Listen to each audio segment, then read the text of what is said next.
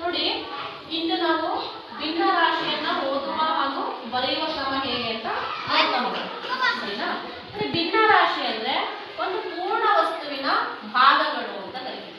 ಒಂದು ಪೂರ್ಣ ವಸ್ತುವನ್ನ ಭಾಗ ಮಾಡಿ ಯಾವ ರೀತಿ ಬರೆಯೋದು ಮತ್ತೆ ಯಾವ ರೀತಿ ಓದೋದು ಅಂತ ಇವತ್ತಿನ ತರಗತಿಯಲ್ಲಿ ನೋಡ್ತಾ ಹೋಗೋಣ. ಸರಿನಾ? ನೋಡಿ, ಒಂದು ಪೂರ್ಣ ವಸ್ತುವನ್ನ ತೆಗೆದುಕೊಂಡಿದ್ದೇನೆ ನಾನು. ಈ ಪೂರ್ಣ ವಸ್ತುವನ್ನ ಎಷ್ಟು ಭಾಗ ಮಾಡಿದ್ದೇನೆ? ಎಷ್ಟು ಭಾಗ ಮಾಡಿಸಿದೆ? 1, 2, 3. ಈ 3 ಭಾಗದಲ್ಲಿ ನಾನು ಒಂದು ಭಾಗವನ್ನ ತೆಗೆದುಕೊಂಡಿದ್ದೇನೆ. ನೋಡಿ, ಇದನ್ನ ಭಿನ್ನ ರಾಶಿ ಅಂತ ಹೇಳಿದಾಗ ಒಟ್ಟು ಎಷ್ಟು ಭಾಗ ಮಾಡಿದ್ದೇನೆ?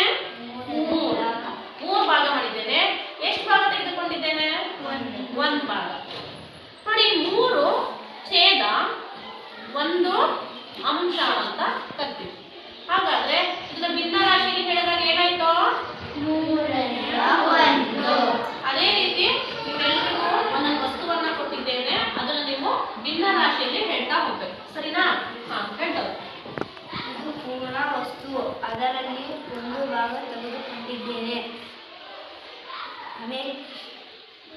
ಎಷ್ಟು ಭಾಗ ಮಾಡಿದೀಯಾ? 3 ಭಾಗ. ಎಷ್ಟು ಭಾಗ ತೆಗೆದುಕೊಂಡಿದೀಯಾ? 1. ಭಿನ್ನ ರಾಶಿ ಹೇಳಿದಾಗ 3/1. ನೆಕ್ಸ್ಟ್.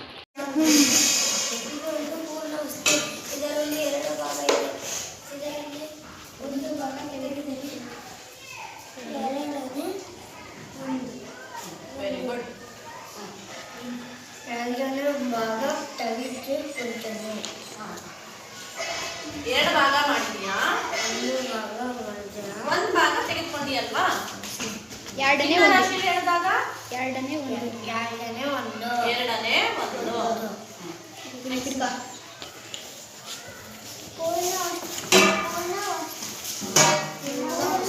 ವಸ್ತುವನ್ನು 4 ಭಾಗ ಮಾಡಿಕೊಂಡಿದ್ದೇನೆ. ಅದರಲ್ಲಿ 1 ತೆಗೆದರೆ 4ನೇ 1.